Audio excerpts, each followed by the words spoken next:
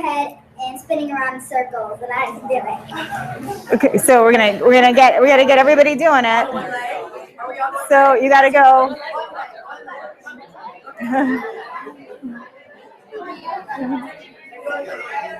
Yay! Good job. Okay, we gotta get it. Everybody, let's see. One more round so I can get it on video with everybody. Ready? Everyone go. Go, do it. Yay! Yay! Does everyone feel better? All right. Thank you. All right, guys, thanks for having me here. I'm honored to be here amongst all of you. I know it's not easy to break away for the weekend and sharpen the tool, as I say. I always like to start that story with the sharpening of the tool because when I was first learning sales years ago, I heard about the, has anyone heard of the woodchuck analogy? Anyone hear of that? I'll tell you a little story. So at one point, there were these two woodchucks, and they would work at chopping wood all day long. And this one woodchuck would come in, show up for his job, and he'd work 9 to 5, just chopping the wood. And this other woodchuck would come in every day, and sometimes he would chop wood, and other times it would be like he was just taking these breaks or doing exercise or wandering around, talking to other people. And this one woodchuck that would show up every day and just sit there chopping wood would get so upset. Like, what is he doing? He keeps disappearing. What is he doing with his day? And this one woodchuck would just sit there chopping. Well, the chopping owner, whatever he was called, decided he needed to do layoffs, and he decided he was going to let go of the woodchuck that was working 9 to 5 every day. And he was really confused, and he said, I don't understand. I show up every day. I do what I'm supposed to do from 9 to 5. I plug away and I'm chopping wood. And this guy keeps disappearing throughout the day. I don't understand why you're keeping him and not me. And he said, well, you're just chopping away. He's out sharpening his tool. So he's out sharpening his tool and learning better methods to chop this wood, and his tool is sharper, and he gets more accomplished every day. So you think he's doing a shorter amount of time, but he's out learning and doing more. So I like to share that story because if we don't take that time to learn and break away and do these things, we never really sharpen that tool, and we can keep doing what we think is the right thing, just going through the motions, but we may not ever grow and expand. So I wanted to thank you guys first for taking the time to do this, which I think is huge.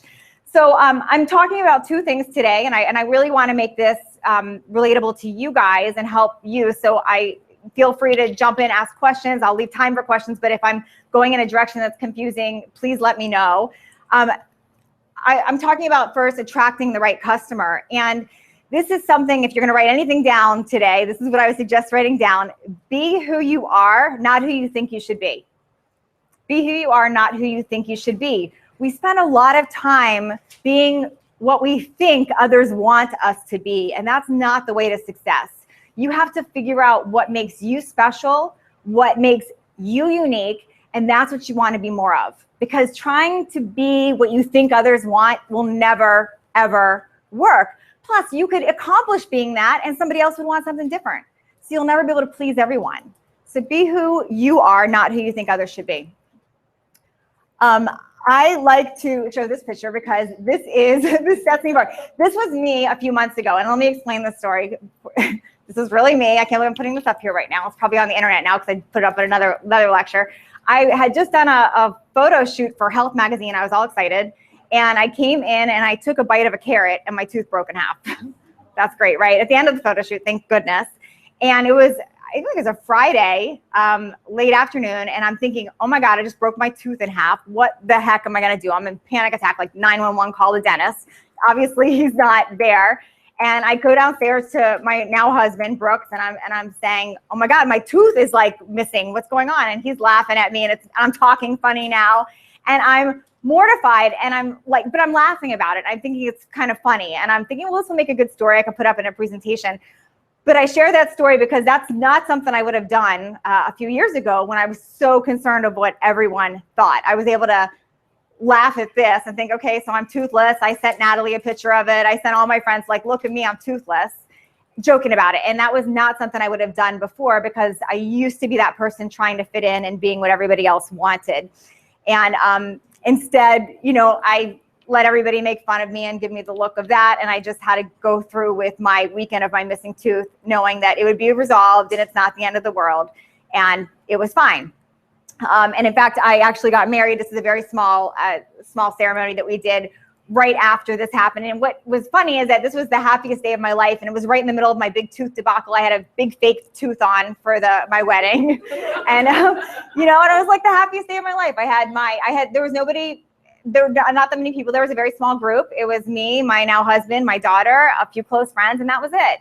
Did a celebration later, but it was like, I didn't have to impress anyone. It was just us walking in the courthouse. I was probably the only non-pregnant bride there, but we did it. It was happy. I had a fake tooth on and all was good. So, and I was able to get to that point because this was me. My daughter is now 8, but this was me 8.5 years ago. And I was what everyone would have thought had this perfect life. I had this nice house. I was pregnant, huge pregnant, but I was pregnant. I had 2 dogs, the picket fence, the whole 9 yards. And I had this great job in corporate America even. And I used to think, my gosh, everybody thinks I have this perfect life. But I don't. I'm really sad inside because I was in an unhappy marriage at the time. I knew I was going to be a single mom now. I knew that our marriage was not going to last. I knew I was going to have to take a voluntary job demotion, which was going to play into my salary. And this was at the same time the housing market was crashing and the stock market had crashed. I don't know if any of you remember that time. It was a very stressful time. I was someone who had perfect credit, and all of a sudden I couldn't even pay my mortgage. So I remember thinking, I'm exhausted from pretending, because anyone that looks at me thinks I have this perfect life. I have this nice car, this nice house. I'm pregnant. I've got the husband. And I'm really depressed and sad, and I should be happy, but everyone thinks I'm this, so I had to pretend. And I felt really phony, like I didn't have any friends I could talk to. I didn't know who I could confide in about this. I thought, I felt fake. I really felt fake at that time. And I had this rock bottom moment. And there's a point to this whole story that I'm getting to.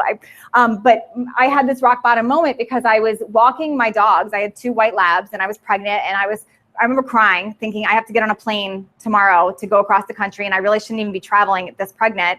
But I have to, because I need to figure out what I'm doing with my job. I had days when you just have everything running through your head about what you're going to do. You feel like you have the weight of the world. That was me. And I was so depressed and sad. And I remember thinking, you know, I have to make a choice here, and I'm going to have to stop paying my mortgage is what I decided to do. And this was at the time when people were foreclosing and short selling and everything. And I just decided, if I stop paying my mortgage on my house, then that's going to give me a little bit of freedom. I could free up something, and I can make a few choices for childcare and for everything else. And so I made that decision, and that was all fine until I went to the gas station, and here I am, perfect credit, and try not paying for your mortgage for a few months and see what credit cards work. So now I have no credit. So I hit this rock bottom moment because I had this people thought perfect life, and I was that total example of house poor and car poor. I had the nice car, the nice house, but I couldn't pay for it, and I had nobody I could talk to about it, and I was just really, really sad. And the only thing that was keeping me going was that I had my daughter. That was all that was keeping me happy. So I also gained a lot of weight when pregnant. I'm only 5'2", and at the time, I gained 50 pounds when I was pregnant, which was 65 pounds more than I am right now, which is a lot on a 5'2" frame. So and all of us are fit and work out in here, most of us do. And you know what that's like if that's part of your life, and all of a sudden you're this out of shape person. And now I'm thinking, okay, maybe this is what happens. You have a baby and you gain weight and you get older and you just get fat and you just whatever, like that. I remember thinking that, like, maybe everyone's right. Maybe that's what happens. So that was me for about 4 months, feeling that way and feeling sorry for myself. No money, feeling fat, feeling depressed, feeling alone, not having friends, having this great corporate job, but it didn't mean anything because I couldn't pay my bills with it. So that was my life. And then one day it changed. And what changed was I saw a reflection of myself in one of those windows that have that mirror, like you see, and I saw things hanging on me, and something clicked, and I thought, this is not who I am. This is not who I want to be. I need to make a decision, and I need to change. And I started thinking about what I used to teach in sales training about deciding and being committed towards your vision and working on goals. And I thought, I used to teach this. I can do this. I can do this. I can be that person. So I went home, and how many of you have made a vision board or heard of a vision board? Yeah, vision boards, right? I used to tell people to do them, but I'd never actually made one. So I decided I was going to make a vision board. So this was my actual vision board. I literally tore out pictures of everything I wanted for my life. I put a view of an ocean. I put a big house. I put a happy relationship, a good relationship with my daughter. I put money. I put everything that represented, if I could have my dream life, what would that be? And I put images of fitness models because I thought I want to be fit. I want to feel good like I used to. I want that back. I want it back. So I put this vision board up and I thought, if I just every day look at this board and do one thing that moves me closer to that vision, then maybe that could become who I am. Because if I'm just focusing on the negative crap going on in my life, I'm going to be stuck there. But if I could just focus on these things, could that change me? So that's what I did. And I started eating better and I started getting in shape. And I thought at the time I was not exactly young. I'm 44 now. So I was in my later 30s and I thought, you know what, I'm going to go for being a fitness model. That was what I decided. And I'm fast forwarding through the years a little bit, but I decided that. And I told all my friends, you know what, I'm going to be a fitness model. And they laughed at me. They're like, really? Okay, go for it. Haha. What do you mean you're going to be a fitness model? Fitness models are like 19 years old. I'm here in my late 30s. So I'm going to be a fitness model. It's a goal. I'm going to try it. And I made a goal that I was going to be on 3 covers in that first year. And you know what? I did it. My friends laughed at me and I did it. I was determined. I'm like, I'm going to do this. Why can't I? Why can't I? And I share that because I was the last person anyone would have thought could be a fitness model. And I decided that I was going to do it. And I decided I was going to be on 3 covers and I made it happen. In my late 30s, that's what I did. And not only did I do that, but I used that to build an entire business that now supports not only me, my husband, my daughter, but it supports 8 people that work for us now. I mean, I did that based on coming from my rock bottom place. I was able to do that. And not only am I able to support my family and all of the people that work for us, but I've changed the lives of tens of thousands of people through my programs and hundreds of thousands of people through social media. And that is rewarding to me. That is super rewarding. I mean, I don't know that I could have said that. Actually, I know I couldn't have said it before in my medical device sales position. I mean, I don't know how many lives I changed with teeth and dental implants. That's what I used to do. Exciting. Woo! It was like there was no calling to that, right? But I get to change people now through my rock bottom moment. I'm able to support families and I'm able to change people's lives for the better. And that to me makes me feel really great about my life. And that came from a rock bottom place. So if that inspired you at all, I want to let you know that if you own one of these, a phone, all that's possible. And it doesn't have to be the exact path I took. It shouldn't be the exact path I took. It could be your unique path, your story, what you create. You could do all of that with your phone. You can do all of that. And I say it's all possible because I just through my phone created in that first year, I decided pretty much, from that focus, I created this empire, I say now, of over 1 million followers. Gosh, it's almost 2 million now on social media, and $1 million in revenue from a weekend project. From a weekend project that made $1 million in revenue. So it's all possible because I was that person. I had no support system. I had no money. And I definitely did not look like a fitness model. I did not, and I did all that. So you guys can do it too. So I'm going to tell you a little bit about my story that happened with it, and then we can relate it back to how that would work, okay? So what is this green stuff right here? It looks like vomit, I know. But what this was a cell phone picture on a BlackBerry. Anyone remember BlackBerries? Of asparagus soup. Why is that relevant? Because when I was going through my own transformation, following my vision board, I started taking pictures of my food. This is before everyone on social media took pictures of food, okay? Nobody did this yet. And I was taking pictures and I created an album on my personal Facebook called What I Eat. And every day I would take a picture from my BlackBerry, more for my own accountability, like, hey, I'm eating asparagus soup. And I would post it from my BlackBerry. Well, my people were following it. I'm like, this is what's in that soup. How did you make it? So I would share. And people were interested. So I think it might, and Jemiah's even here, I think it might have been Jemiah that said, you should make an ebook from your BlackBerry photos. So I was like, all right, okay, what's an ebook? I had to Google, like, what's an ebook? So I took, I uploaded all my BlackBerry. Is Jemiah even still in here? I don't even know if he knows this, but I uploaded all these BlackBerry pictures. I sent it to Jemiah. He slapped some graphics on it for me. And I sold my recipe book, a PDF, with ugly vomit pictures for $12.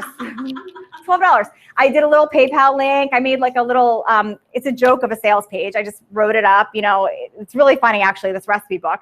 And I don't know that I have calories or anything on there. It's just like a description with my recipe. And I sold it for $12 with a PayPal link. And I would post on Facebook, hey guys, I have a recipe book now, and $12. And they would send $12 via PayPal. And within 24 hours, me or Brooks would email it back to them. That's how we started. And it was cool because I was financially struggling, and now we were both working on, we didn't know what we were gonna really do. And we'd be out and you get a little ding on your phone, oh, you made $12. We sold 2 more, we can get sushi. You know, it was fun. It was like $12 here, $12. It was fun.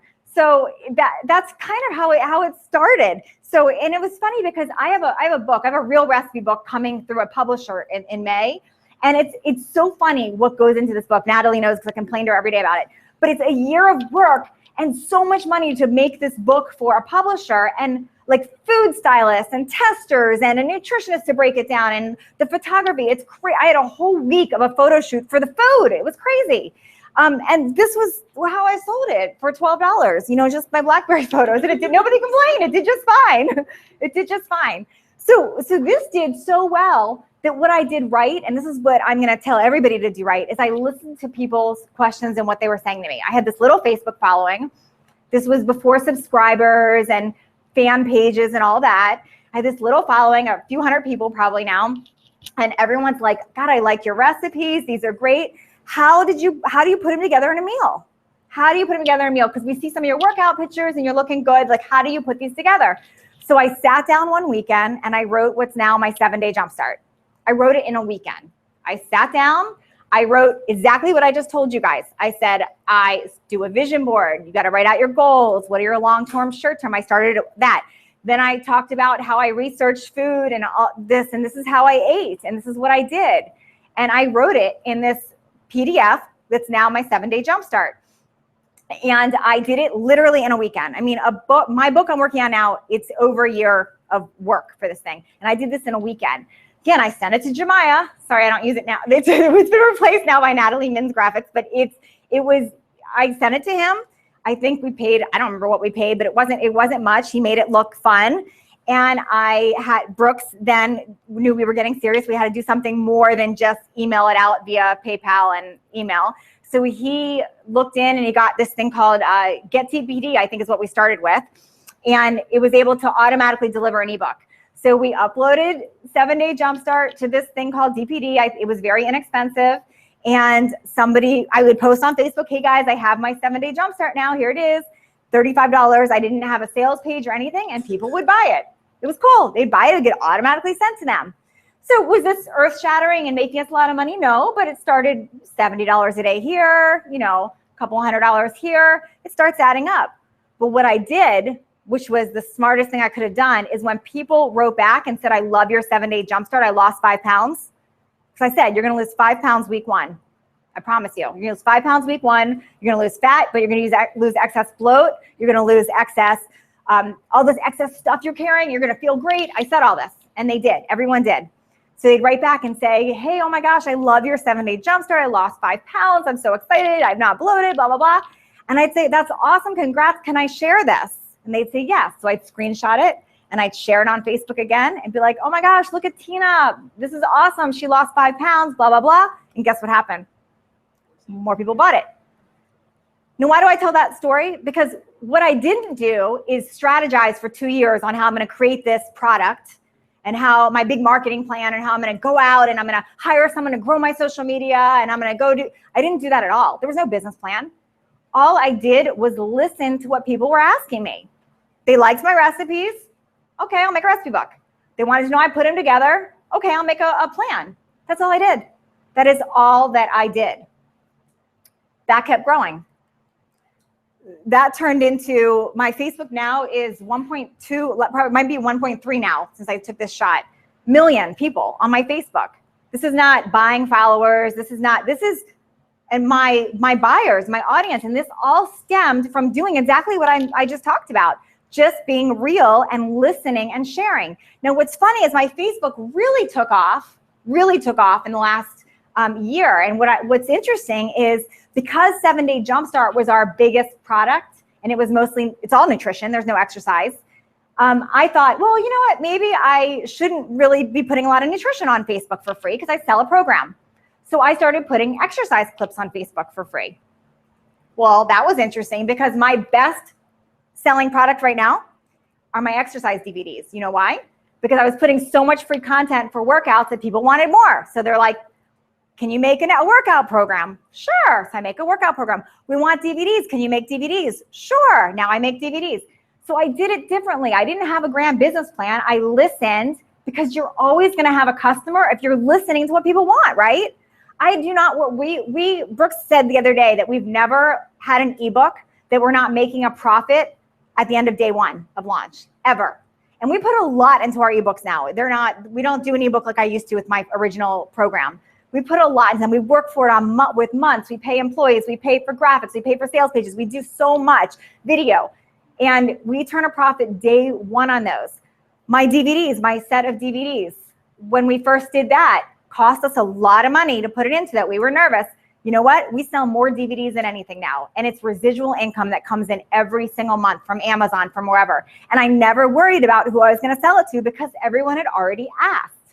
So when you look at that could be overwhelming. You guys might look from the outside and say, oh, she has all these products, she has a team. But now you know the story. I did not start like that. And I would tell everyone, you don't need all that.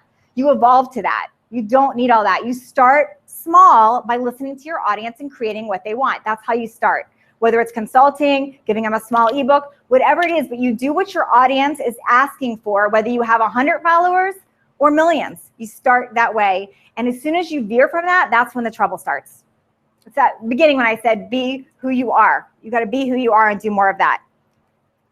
So I love social media. I love Facebook. You know, I've got a following on Facebook now. I've got a big following on Pinterest now. Instagram's a big one for me. I love social media, but it is my way to connect with more people. That's what I use it for, and to interact and to gauge, to connect more with people like me. That's what I want. I don't worry about, I'm sure all of you guys have fantastic Instagram accounts and all that, but to be honest, I don't take the time to look at a lot of that because it's distracting. It's distracting, and it makes you, does not make you a little discouraged when you think you're going in one direction and you're feeling really pumped, like you're excited, like, oh my gosh, I have 1,000 Facebook followers. And then you log on and you see someone has 1 million, and you're like, what's the point? Right? It happens. It's happened. So I have decided, like, I don't do that. I look at my friend's stuff that I want to. I look at maybe of a client, but I regularly, I just worry about what I'm doing. And that's what I would say to you. I don't focus on what you're doing. And I do that. I don't worry about what everyone else is doing on Instagram. I do what I do. I post a workout video every day on Instagram because that's what I've been doing. And that's what everybody likes on mine. I'm not concerned that so-and-so with the big TNA has, 30,000 likes because of her pose. It doesn't matter. It doesn't faze me. That's not what I'm going after.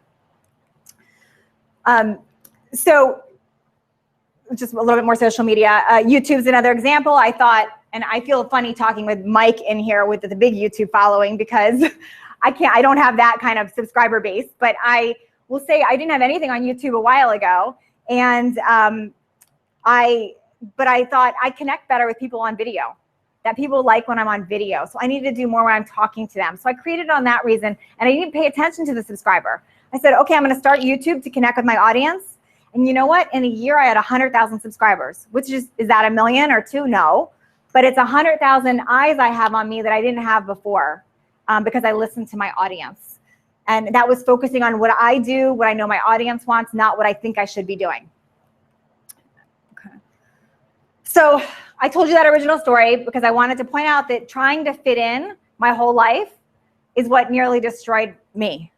Trying to be someone I wasn't that whole time up to when I was pregnant, trying to be this person that in this marriage, in this job that I thought I was supposed to be, that destroyed me.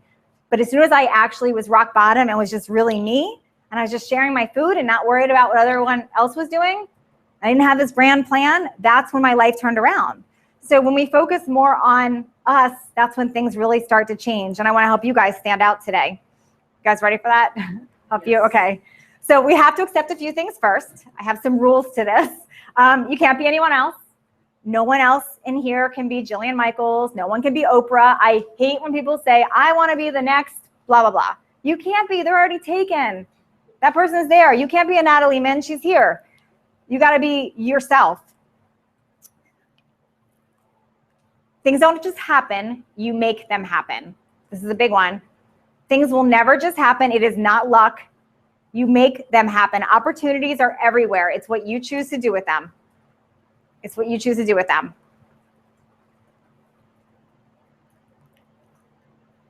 You are accountable for your own successes and failures. My slogan is excuses are solutions, you decide. Because it is so true. You are accountable. You have to be. If you succeed, great, that was you.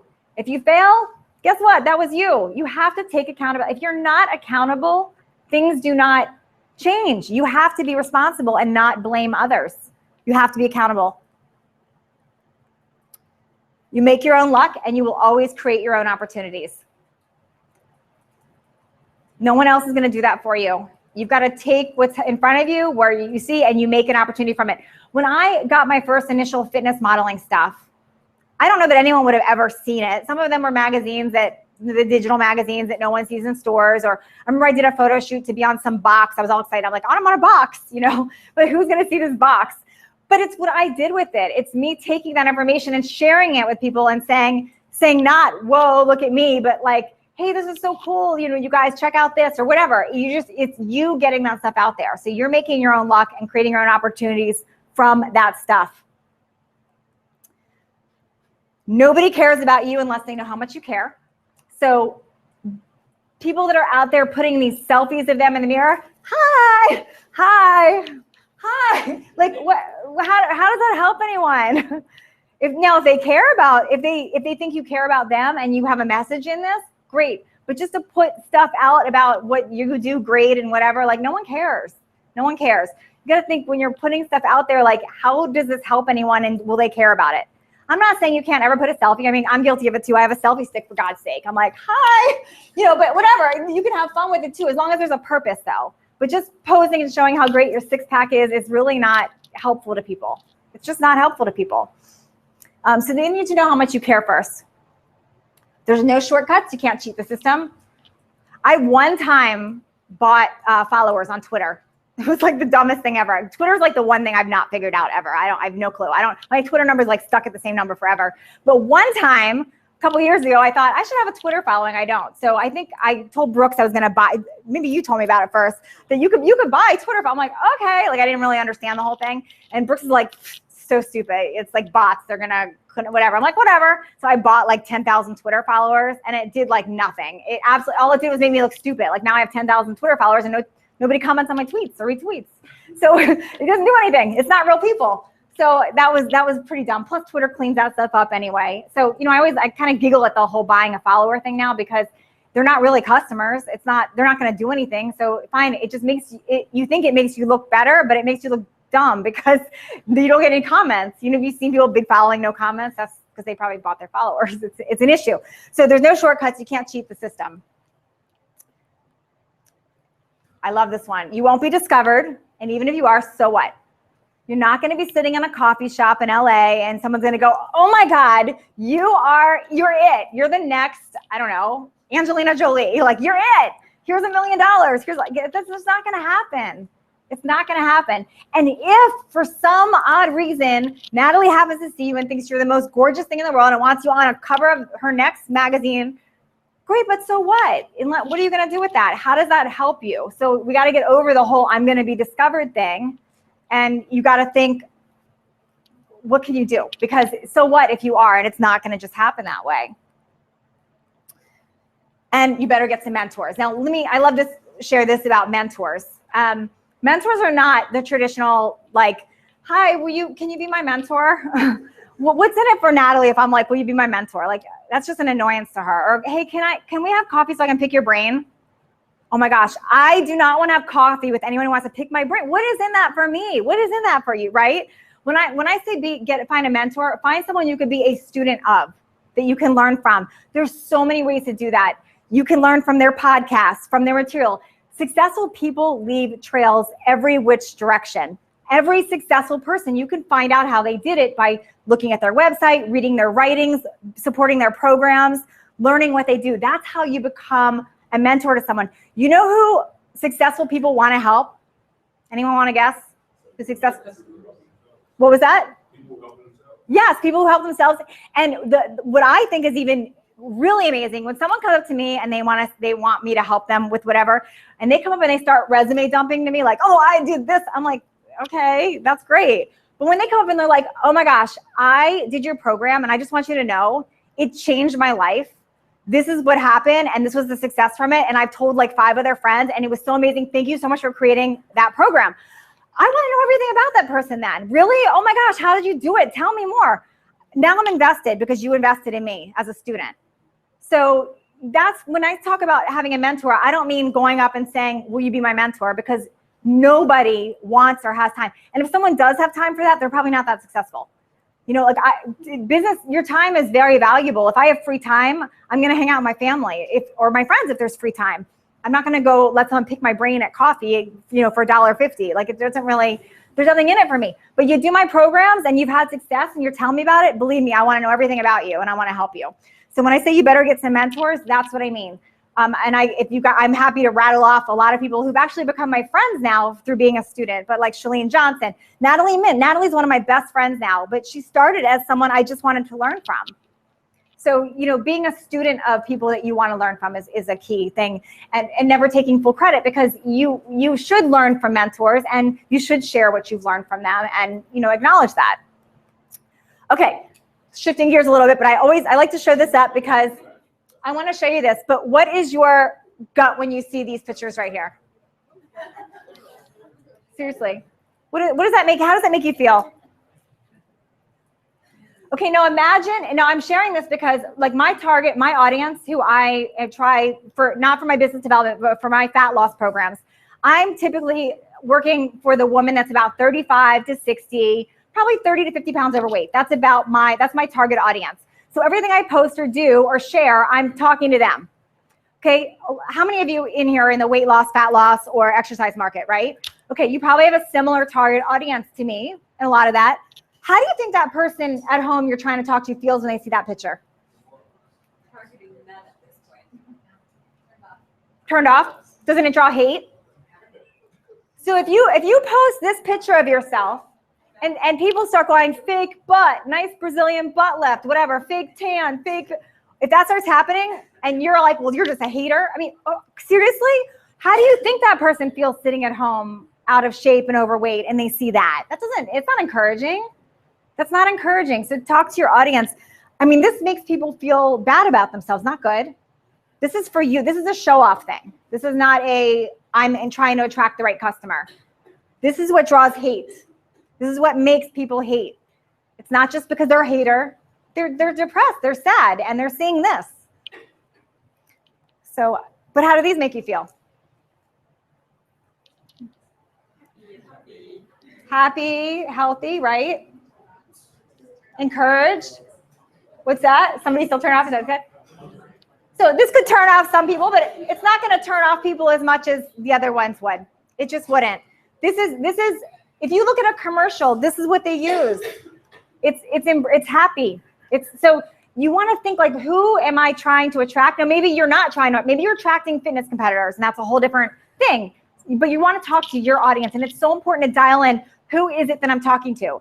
Before you think of what's my social media plan, how much should I post a day, like I need this photo shoot, whatever. Before you think of all that, who is it that you are trying to attract? Because you need to talk to them.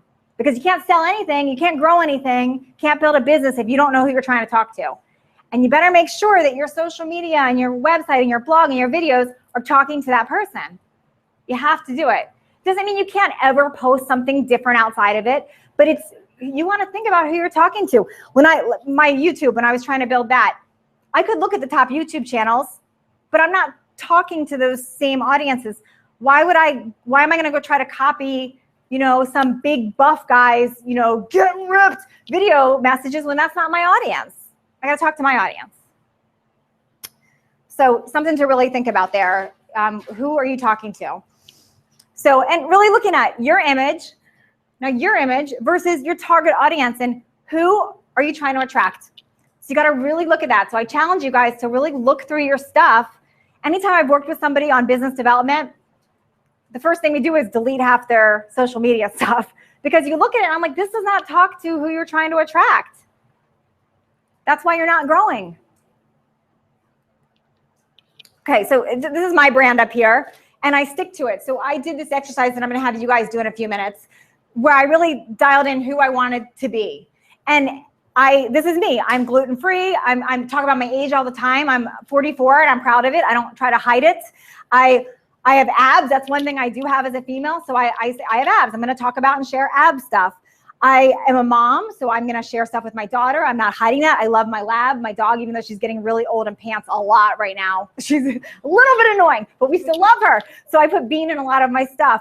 I'm always trying to smile and be happy, because I think that makes people feel better. Sometimes, every now and then, I get somebody that writes on my videos, "Why are you always smiling when you work out? It's annoying." I'm like, well, okay, sorry.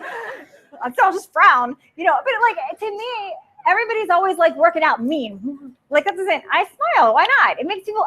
When you see someone smiling, it makes you smile. So I make sure everything I post is going to evoke those feelings: happiness, fit, smile, obtainable. I always think I want people to feel they can achieve this. If there's an ab picture of me, it's because I'm talking about something with abs, and because I'm telling you, you can do this too. So like, hey guys, I'm 44, I'm a mom, I did this. You can do it too. It's not just, hey, look at me, and I'm not photoshopping in my waist and everything just to impress who on Instagram. That's not gonna help you get customers. So you want to think of your brand. Mine does not veer from this. I'm very strategic. Like, Natalie is my main person I go to for photography now and design. Why? Because we're friends. She gets my brand. I'm trying not to veer. It's not about shooting with 100 photographers, seeing what I can get for free. We have a good working relationship. She gets it. Everything we produce now fits this image. Everything. And that's why we do that. Whoops. Oh, I pressed something and now oops, oh, there we go. So this is something I want you to think about. I did this little exercise of like, what am I? And I say I'm fit mom, I'm celiac. I always have abs. Gluten-free, I'm an expert on food allergies. Why am I an expert? Because I say I am. Because I'm a licensed master sports nutritionist. Because I am a celiac. My daughter has a nut allergy. I made myself an expert. You are an expert in whatever field it is that you're studying. And you are a voice, and you have a platform to talk about that. I consider myself somewhat motivational, so I try to share things that will get people motivated and feel encouraged. I talk about natural foods only, which means there is not a supplement company in the world that could come to me with a lot of money that I'm going to promote for a sponsored post if it doesn't fit my standards. If it doesn't fit my standards, it doesn't go on my page. It's just not going to happen. Does that mean I don't put ice cream? No, I do put ice cream, but it's going to make sure, I'm going to talk about it being natural, real. I just stick to what I feel good about. I'm the over 40 market. That's a big thing for me. I'm a weight loss expert. Why? Because I've helped tens of thousands of people lose weight, and I have the testimonials. So I'm a weight loss and fat loss expert. And I'm reliable and consistent, and that's important. I do the same things consistently all the time. There's not a day that will ever go by that you will not see a new 15-second video in the morning at 6 a.m. on my Facebook page. Every single day, without fail, there's a 15-second video of me doing a body weight workout. Every single day, consistent. People know that they can do that. And I talk about functional fitness. I don't use weights. I do all body weight, and I'm into using my body as a unit. Does that mean I'm right and it's the only way? No, it's just the way that I've become an expert, and it's the way I've helped clients. So I stick to that. So you're not going to see me lifting, 100-pound. I don't know that I could lift 100 pounds, but you're not going to see me doing anything like that for a post or for a payment, because that's not my brand. Core planks body weight, that's what I focus on. If any of you ever followed me on social media, you see I do a lot of rings. That's my thing. An entrepreneur, social media, and then my slogans: excuses or solutions, you decide. Happy, healthy, fit. And I love to share anything smiles, happy. I want people to think I'm just like them, because I am. I'm no different. I'm no special than anybody else. I'm just like them. So everything I share, it's you could do this too. And then I've recently branded myself a little bit more as a Pinfinity expert. I'll get more into that on that second session. And a brand builder. I like to help others build their brands. So I'm going to have a little exercise. Penelope, can I borrow you? Are you here? Can you come up here? Penelope's gonna pass out some pink paper to everybody. Go ahead. Yep, you can divide it half row and have it. But I want you guys to do this. And I want to take a few minutes to do this. Can you see what I did here? I want you, this is you in the middle right here. I want you, just like I did all that, I want you to write some adjectives or some things that define your brand, because I'm going to have you do something with this. So I'm going to take a few minutes to do that. I'll help go down this way. Thanks.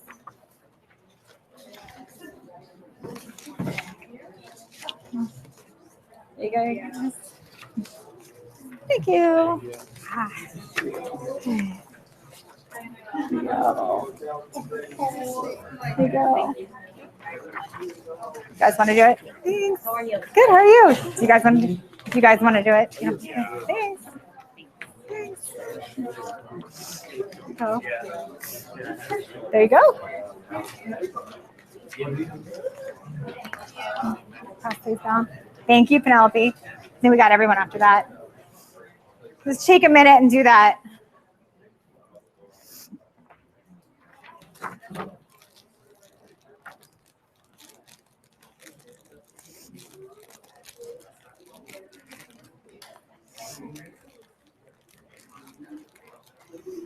Okay. Penelope's going to come around and pass out another card for the next part of this. So you put it, whoops, here, go ahead and pass out. Give one of those cards to everybody. Thank you.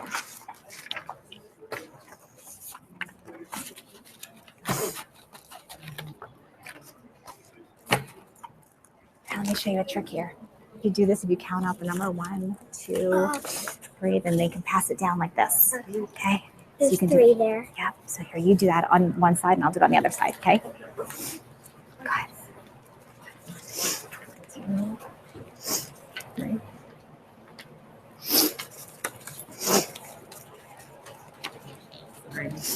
Okay.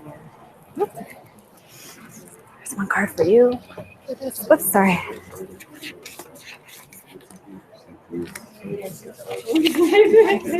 Another. This is for the next part of the exercise. So there you go. This is the next part. Let me have a few more. You got enough? Okay, keep going. I'll do this.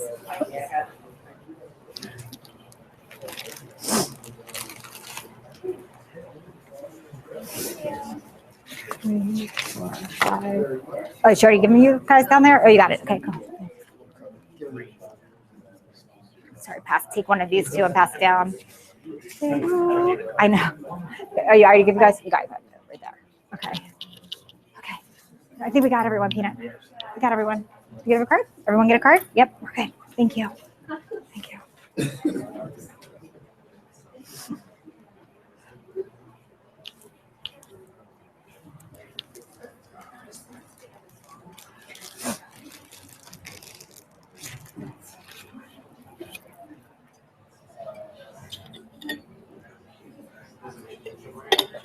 Okay, if you've done that part, the next part, if you have a cell phone or your laptop in here, I want you to pull up your favorite, either your social media site or your website, something that shows something about you. Just pull it up for your own use, and I'm going to have you just so you can get that ready for the next step. But finish the first pink page first, of the things that you want people to know you for, who you're trying to attract. And then I want you to pull, if you have a social media or a website, I want you to pick that up, pull that up on your cell phone or whatever place best represents you.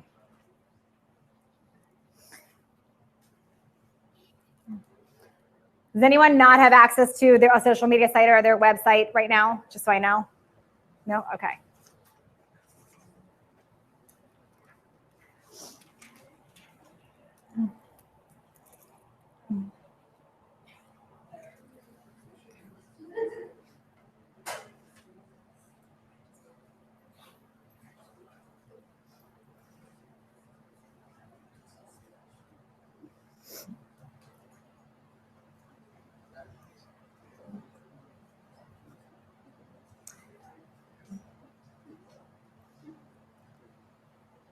Put your hands up if you've done both those things already, so I know where we are. Okay, cool. Just give it another minute so we have that up. So the first part was you're gonna do the pink sheet here where you write the different things about you. Then I want you to pull up either on your phone or your computer, wherever, either your website or your social media, something that somebody could look at quickly and see who you are. Okay.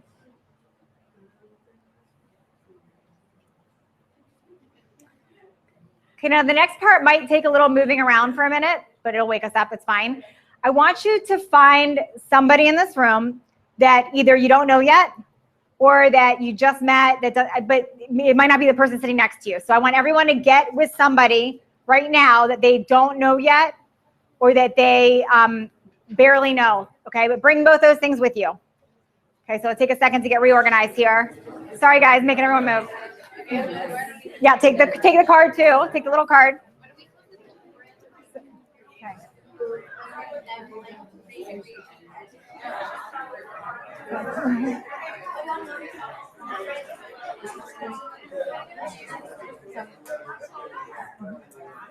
We'll find. And we could do 3 if there's any. If we end up not having 2. Yeah, 3 is fine if you guys don't have another 2. 2 is good, or 3. Okay. All right. Then yeah, maybe find someone you don't know if you can.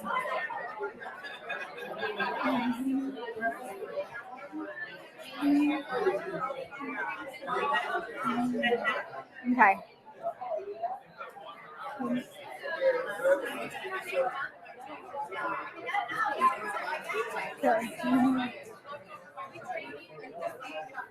Just for a minute, yeah, if we could switch around, because I'm going to have you guys look up once we, okay. Is everybody next to somebody that they don't know yet really well, or they haven't done that? Okay. Okay. Okay, this is what I want you to do. Guys, pay attention. Now, you're holding on to your sheet here. Don't show them. Keep that. I want you to show the other person that social media or wherever you picked up, and I want that person on the card to write how they view you based on that. Okay? Yep, of course. Yeah. Yep.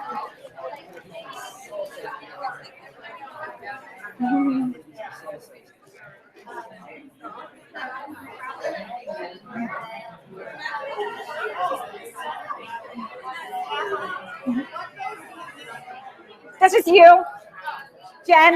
Yeah.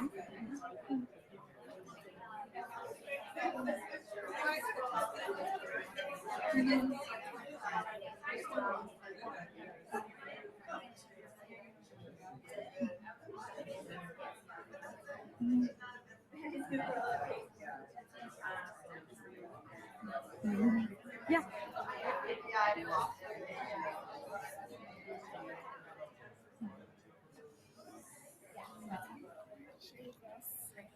Oh, I love it. Thank you. That's really special. Thank you.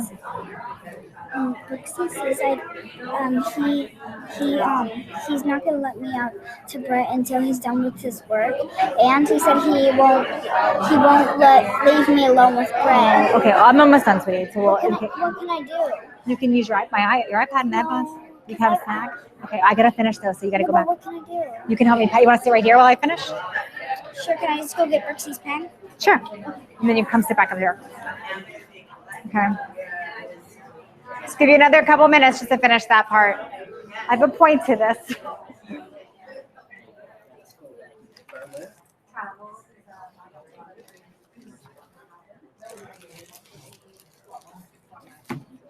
You can sit right there. You can sit down right there. Sit down. Or you can sit at the table. You can see. Oh, you can now, he said? Oh. You don't have to ask Brett. You have to ask. Where is Brett? Oh, then I just wait. I'm going to have you pass out more stuff soon anyway. So wait. Okay.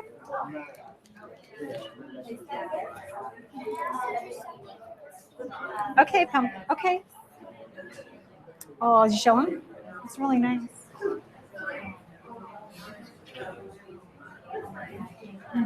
Mm-hmm. Okay. Okay, just another minute on this.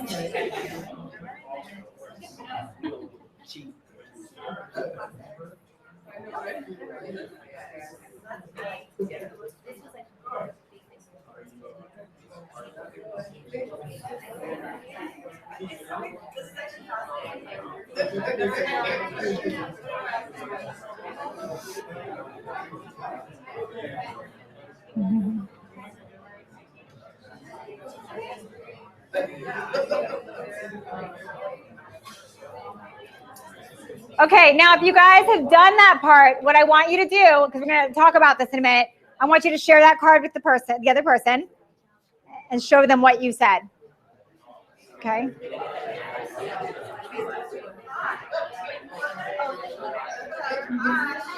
Talking about with like little Oh, I love it. That's yeah, I like that.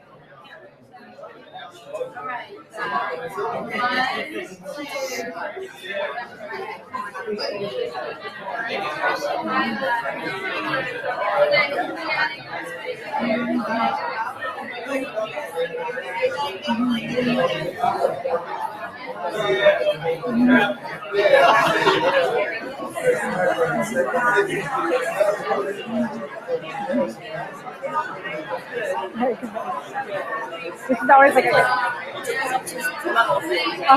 I don't think you didn't hear me last year though, because last year you were out, you had something, you had to go back and do something.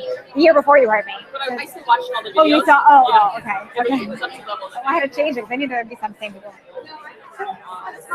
I love that.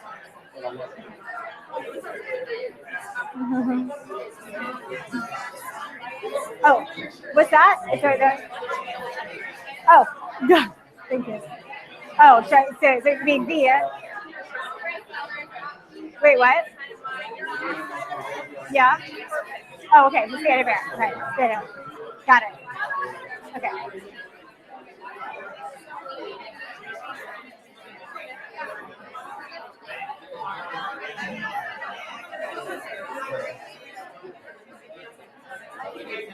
Is this Mike?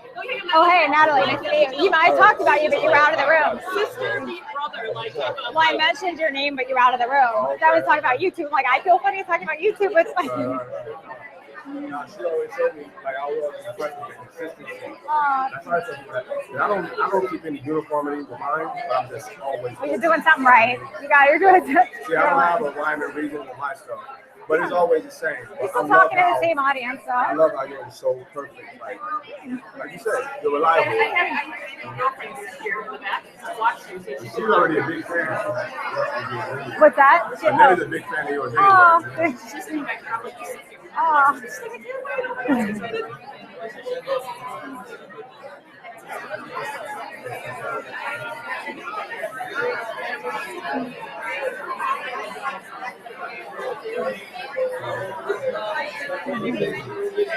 Okay, guys. Okay, heads up. Heads up. Woo! Heads up. Okay, what did you guys learn from that? Anyone want to share what they learned from that? Any interesting? Go ahead. Yeah. So a lot of what he observed was in alignment with Great. what I had, and it's been a long learning period. Yeah. Years. But it showed me there were some gaps. Yeah. But is that because that's what most people do, the thumb thing, right? They land on your social media, your website, it's like one thumb. So they don't care that you just happen to have a big crazy night out and that was like you posted 20 pictures. They don't know that. It's like your chance to make that impression. So what is your overall, like when someone thumbs your social media or your website, or I call it above the fold on your website, the first thing they see, or the main page of your YouTube, what does that represent? What I wanted you to do that for is I wanted you to see, does that match what you wrote down on your pink page? Did it? Maybe it did. Maybe it didn't. Because it's a little bit of a real life example, but you get where I'm going with that. If somebody lands on your information for that moment, are they seeing what it is that you want them to see? Doesn't mean every single blog, every single video, every single picture has to be in that mode, but is the majority with that? Uh-huh. I just want to thank you so much for this exercise. Oh, good. Oh, good. I'm hoping it helped. Yeah, it's eye-opening when you do that. It's crazy because what we think we're sharing and attracting, we don't really know. Yeah. Yeah. Yeah. Totally. Yeah. All right, so the commonality, when you look at people that are successful online, when you look at people successful in the online space, because it's a very digital world now, on the online space, you will notice that theme is there. So they might have something out of the ordinary once in a while, but that theme is there. They stick with the same colors or the same message or that theme is there. I mean, I can name out a lot of brands that, you know, they're very consistent with that.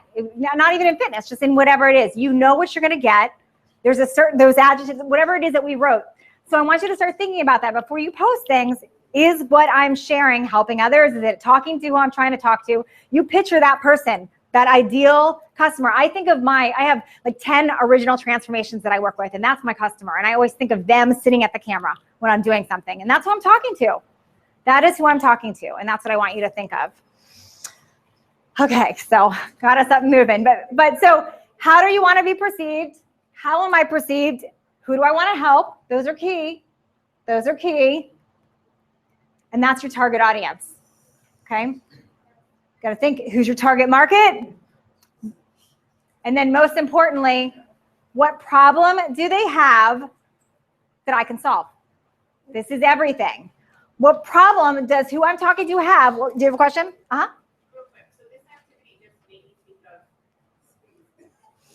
did you ever think about a time of having two separate? Like, Well, it's all you. It's all you. Okay, so I have a person when I switched over to a page for Facebook, which by the way, if you're doing any type of business, it has to be on a page. You can get banned from Facebook if it's on your personal profile. Just be aware of that. It's very important. You want a page. Plus, if you get into advertising or anything on that, you need it to be a page and you get statistics. You could actually know, do people like my post? Like, what's the track record? You get all the statistics from a page. So you can convert your personal one to a page, which is what I did a while ago.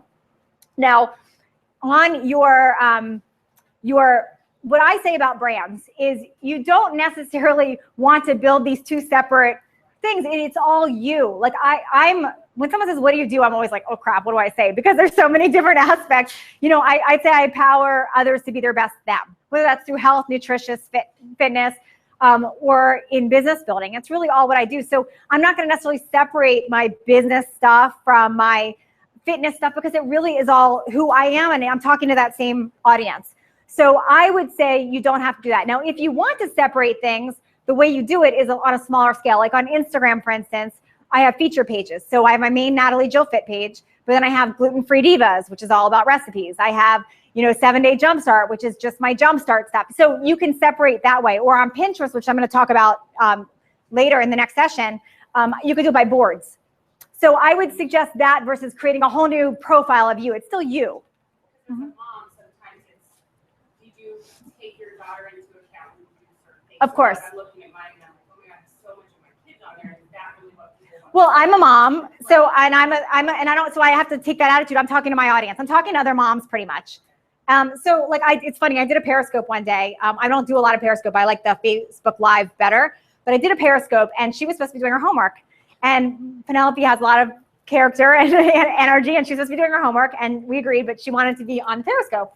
And so she was like jumping around me the whole time. And if anyone's a mom in here, you know what that's like. But I'm like, oh my gosh, like she's jumping around, distracted. You can see yourself on camera, and here she is. Yes, she's doing that. She's gonna demonstrate, I guess.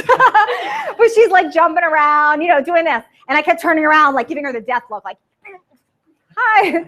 So, and people, most of the people were laughing, like, that's adorable. There was a couple people like, that's so annoying, like, put her in a different room, whatever. I'm like, but that's not who I'm talking to. I don't care. Like, that's me. And I'm talking to the busy mom that's busy. Like, if you don't like that, then we probably don't relate, So you got to be yourself.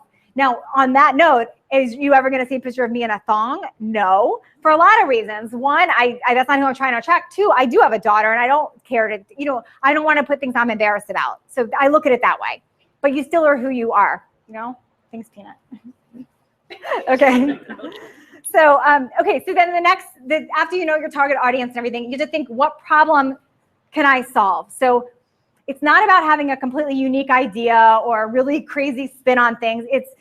There's so many people in this world. I mean, and there could be 20 people doing, not 20, there could be a million people doing what I'm doing. It doesn't matter. There's plenty of customers. It doesn't matter. But if you have a solution to a problem like weight loss, I mean, that's huge. I mean, there's so much to do there, So that was for me. People wanted to know how to lose weight, how to get fit. I have a solution to that, and that's what I was sharing. So it doesn't have to be anything crazy, unique, or special, even though I'll say my programs are, you know, but it doesn't matter. It's like you're offering a solution for your audience. That's what matters. So, and then you want to know, where does your audience hang out? And that's, social media is like a party. Think of it that way. Like you're creating your own party of your own posse and own people that you want to talk to. So that's why I love social media, because you can go and get them to hang out with you. You know, that's what that's all about. So, and then remembering that like attracts like. So being more of who you are, sharing with good intentions, having solutions to problems, you're going to attract more of that without even trying. I mean, it's crazy how much my Facebook grows right now without doing anything crazy. I just am sharing more of what I do. I respond to people. You know, I give them more what they ask for. I created a bunch of DVDs, which makes no financial sense in the digital world. I mean, I was successful at ebooks and video. Why would I make DVDs that cost all this money? Well, my audience asked for them, and guess what? I sell a lot of them. Why am I publishing a book through a traditional publisher, which is the craziest thing I've ever done? I mean, I'm still not completely sure, but I did it because everyone wanted a hard copy book, and I knew if I want to get it out to millions, I've got to do that. So, you know, I did it though after I had a need for it. So I'm listening to my audience. Okay. So before we go over to the next thing, we just did that one little mini exercise there. I want to talk more about that, because you've got some insight to this whole everything now about brand. So I want to help some of you, and we have time to take maybe 2 examples here. So if there's somebody that really wants help on their brand, I want to actually go through the exercise with you right now, if any volunteers. You raise your hand first? Okay. All right. So tell us, well, I mean, yeah, tell us what you want. If you want to go first, we can, well, I want to help you. So let's talk about maybe this exercise first and where you're struggling, and let's talk through it. I think I'm trying to narrow down what my niche would be. Like, I'm all over the board. Mm-hmm. A fitness competitor, mom, personal trainer, and boot camp instructor. Okay. But I have 3 kids. Okay. So I think I'm leaning towards a kids niche, because they like to work out with me. Well, so tell me about what you're doing now. Like, how do you make a living, and where is your presence? Personal training and boot camp. Okay. And do you like doing that? Do you want to keep doing that, or are you trying to switch it? Online.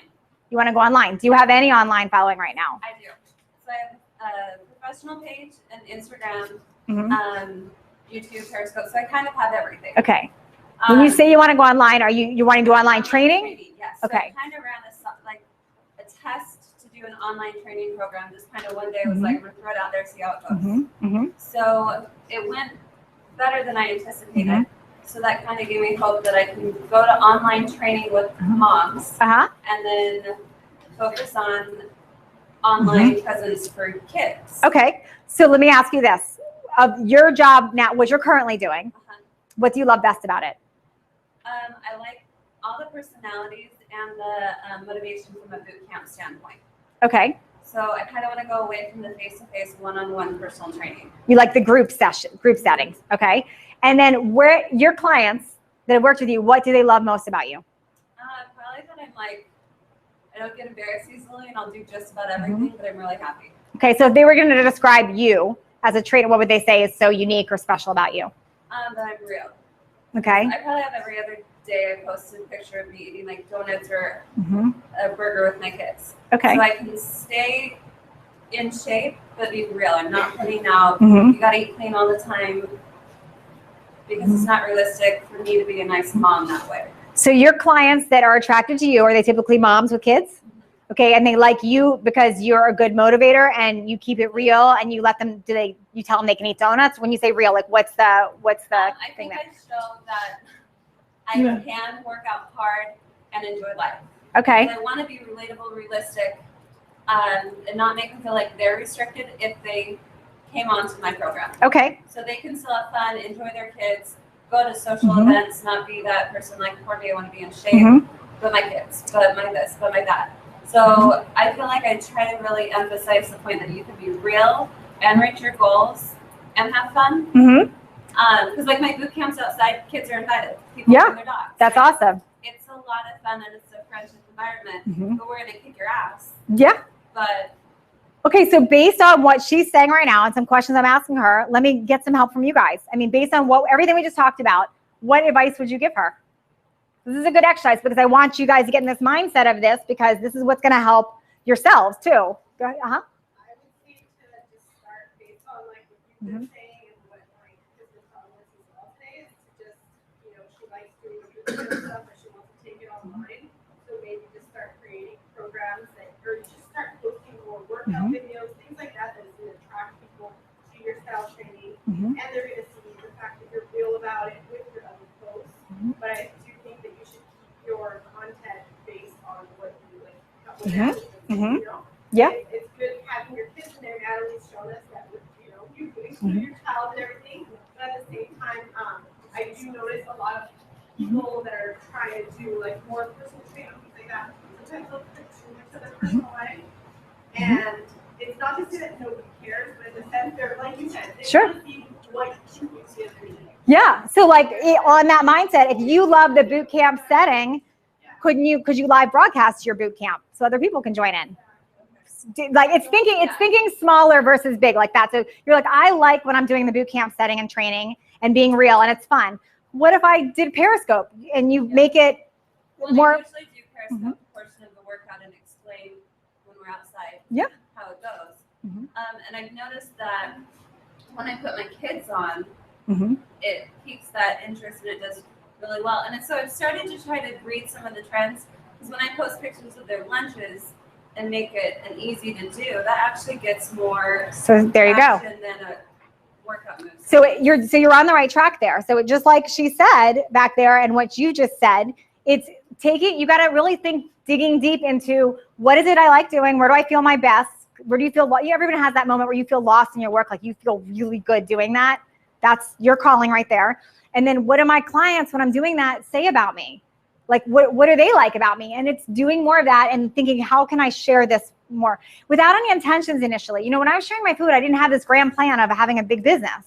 I was just sharing my food. I was sharing my food. So you have to think, it sounds a little backwards because old school would have said you have to have this big business plan, and you don't have to do all that. You just start with sharing a little bit more of that into your life. So I hope that gave you a little bit of insight there. I know it's not a complete answer yet. On your first book, when you were sharing your food, had you already posted a portion of that? Had you been posting that? Every single thing I sell, you can find for me free online too, in another format.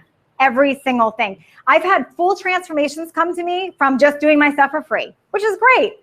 But the point is, there's two reasons people would still want to buy from you. One, they want to support you. I can't keep giving free stuff out if I don't make any money. Like, I think it's funny when people are like, oh my gosh, you're so generous with all this free stuff. Like everyone else charges. And it's like, well, obviously, duh. Like I do charge too, but you have to put some free stuff out there to get that loyalty. So, and I'm real about that. I tell people, if you really like me, help by you supporting my programs, that helps me give you more free content. That's one thing. But two, the more people want that convenience of it packaged together. So you can have all my recipes are free on Pinterest, but they're all over Pinterest boards. They want my recipe book, they're all organized for them. So don't be afraid of that. Same with my DVDs. You could follow just my 15-second clips every day on Facebook or my YouTube and have great workouts. But some people want they want a DVD. And it's the same stuff. It's a little bit more professional, but you put a lot of it, or you put all of it out there, and then while you were getting the feedback and the traction and kind of sell what was being asked for. Yes, you got it. That is exactly right, what you just said. You put it out there and you listen to what people are saying. And it doesn't matter.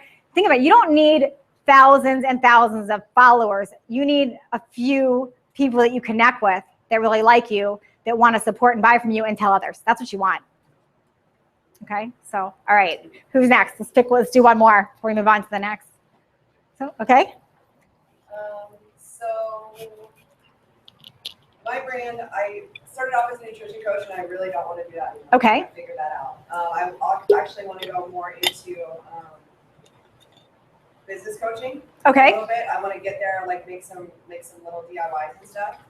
And I definitely want to do more group coaching online and less one-on-one. Okay. Online. But I think I still just have something on my website that says, here's my one-on-one coaching. It's still up there, right? I launched my first program that was a group coaching program. I'm in my 8th week of it, and then I want to relaunch it and have that be like my staple program. That's my program that I do. Okay. But I think what I struggle with is going in separate directions, because I also have a fitness and faith brand, and tying them together and not making them separate has been a struggle for me. Well, so I don't make mine separate, but I have programs that are separate with things. So, but the reason I can do business development is I can show that I did it myself first. Like I was successful in nutrition or fitness doing it online. So now I can teach others. Do you have that same story? I probably should get 8 more months under my belt before I create something, but I think the very basics I have now, like mine is like creating stuff on a budget. Like if you don't have $500 or $1,000 or $10,000, how to do DIY your site, DIY. Are you sharing content right now that leads into that? Not really. Because Okay. I still don't feel comfortable as an authority. I think Okay. that's why. So that's your belief in yourself first, and just like because you are an authority. Because the way this is what do you guys ever heard of Lewis Howes? He's on my mind. So I'm going to his book launch tonight. But what he said to me, which has stuck in my brain forever. When I was about to launch my webinar for my Pinterest program, I was like hemming and hawing over it forever. And he kept saying, "How's your webinar coming?" And I kept saying, "God, it's just, I don't know. I've not done a webinar before. I don't know." And what he said to me changed everything. He said, "Natalie, you have so much information about Pinterest and social media, and you not sharing it is just being selfish right now." I was like, "What do you mean?" He's like, "No one cares that it's perfect. You have knowledge that you could teach others that they could grow a business, and you're not sharing it." That changed my thoughts. And maybe that will do the same for you because you do have knowledge. And by sharing that, people are interested and they're interested. Nobody's going to go, "You're not an authority. Why do you say this?" You're sharing free information or sharing tidbits. You don't have to start out charging it. Share a little bit to see if the interest is there. And then that's when you start building and charging. Okay. Okay, guys, we're going to take, I'll take a few questions and then we're going to take a little break before I go to that next session where I'm going to get more into social media specifically. So any questions on? It's not a question, it's a comment. Sure. I love her energy. Thank you. She reminds me of my son Elijah. Oh, yeah? What I did, because Elijah's all in all my stuff. He just stops in. I just started him a channel. I love it. That's And, awesome. They love it. They're doing great. He gets so many people. He went with me to the Olympia. Yeah, people wanting to take pictures just with him. Oh, yeah, that's great. You know what I mean? It's fun for them too. Yeah. See, I'm like, I don't care. Like it's funny. I had an assistant I was booking something with a company and I said, I was giving her the dates I could do it. And I said, I could do these dates or I could do these dates, but I'm going to have my daughter with me. And my assistant wrote back, "I don't know that that's professional to bring your daughter." And I'm like, what? Are you kidding? Like, okay, if they want a part of me, like she's a part of me. And that's my life and my business. I don't separate them. I just don't. That's what I chose to do. And I'm being real because I'm trying to reach other busy people and busy moms. And that's just me. And I encourage you guys to do everything like that in your life. Like if something you're proud of your dog or your kid or your whatever it is in your life, if you like to eat chocolate all day long, you don't need to hide that for anyone. You know what happens when you try to be somebody else? You know what happens? You know, people that get really uncomfortable to be out in public and run into people, that's why. Because they're like, "Oh, if they see me and I'm not photoshopped, you know, like that's going to be a problem." That's what happens when you're not a real person. Do you have something to say? No? Okay. So I'm a fan of you just be more of you and you're a real person. And you're going to attract others that get that. Okay, guys, we're going to take a little bit of a break and then we're going to do the next session. Okay. What's that? Well, you can do your joke next. No, I wrote a whole entire thing in my own presentation. I wanted to make a little presentation. Okay. And then I even drew a picture of it Well, that's really nice for Natalie, Natalie to put on the board. Oh, that's so I don't think she nice. can. It's Well, we're probably on a limited time, so we may have to finish this part first. Oh, I love that. That's really so good. that's why I wanted to do Okay, it. well, I got to finish my section, and then we might have some time to do that, okay? But we got to finish my section. But you can pass these out to the next thing. You're going to help me pass that out next when we come back in? This is the special pen. What's the special pen? I'm still using it. Okay, let's proceed. Special pen. I'm sorry, I'm like taking up space. Oh, that's okay. I'm so happy to Oh, see you again. Last year, and I see that that would be so helpful. Mm-hmm. I didn't get it. Oh, really? Is that what I need for? Okay, talk. Birth. And I'm so scared to She'll make no, of course tell us. She bought our Pinterest last year, but she never got it. Do we run your credit card? Yes. Okay, so Brooks will make sure you get it. He'll make sure you get it. Yeah, of course. You should always tell us stuff like that. Download issues or whatever. What's that? Brett. Wait, Brooksy. And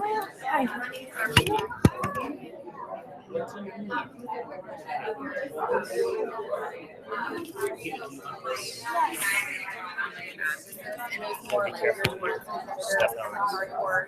But now we're trying to like make a website so it's more like mainstream. We just did a photo shoot, so it's more, like the Instagram type thing.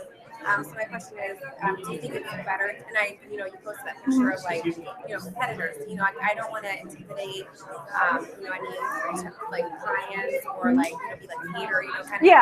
So do you think it would be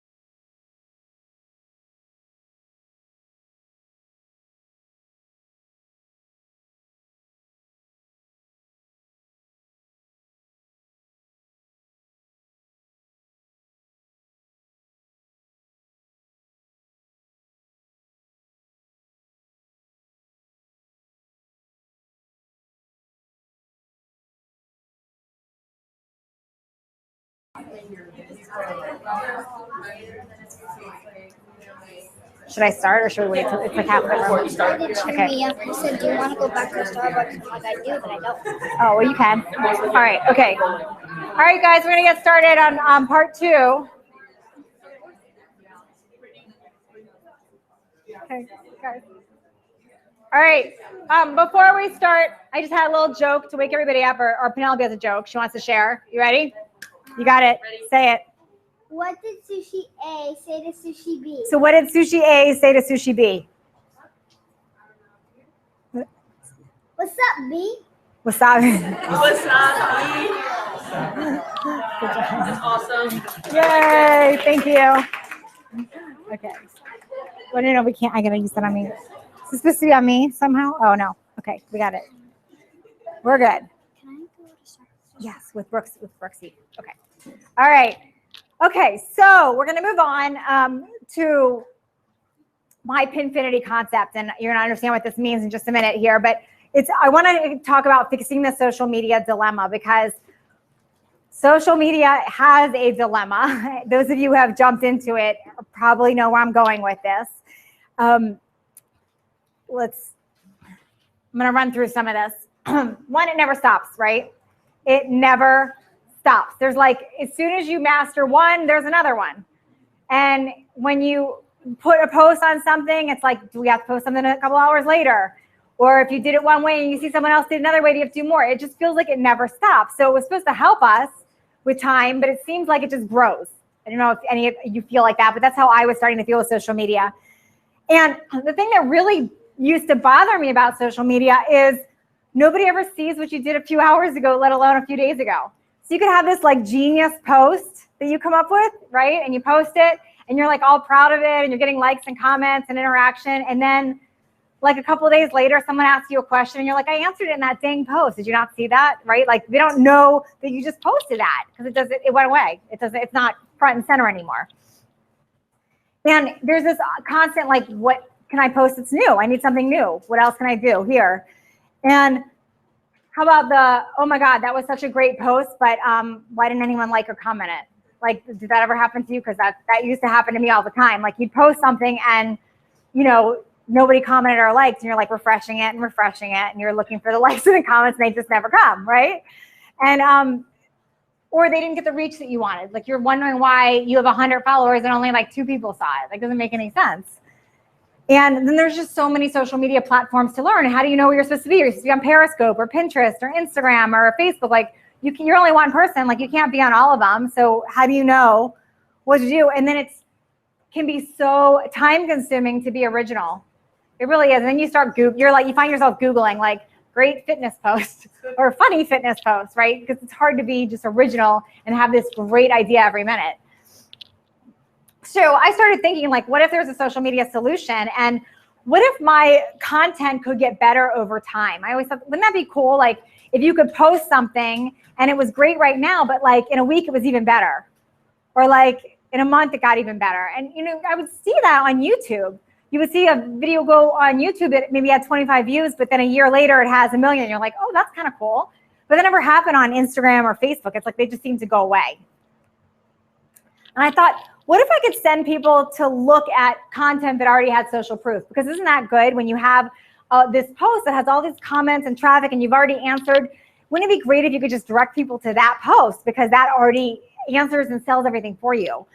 And the big one for me was, what if I didn't have to think of something new to post every few hours to stay relevant? Because that gets really hard to have to constantly come up with like something new, another idea.